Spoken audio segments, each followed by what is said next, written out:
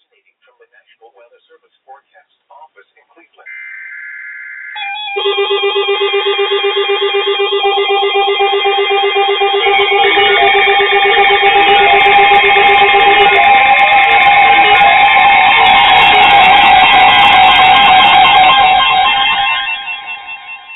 A weather message. For the following counties, in Ohio: Hancock, Lucas, Ottawa, Sandusky, Seneca, and Wood. High wind warning in effect from 5 a.m. to 8 p.m. Eastern Daylight Time Friday. What?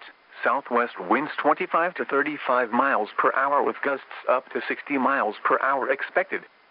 Where? Portions of north central and northwest Ohio.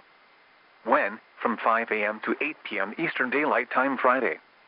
Impacts: damaging winds will blow down trees and power lines. Widespread power outages are expected. Travel will be difficult, especially for high-profile vehicles. Remain in the lower levels of your home during the windstorm and avoid windows. Watch for falling debris and tree limbs. Use caution if you must drive.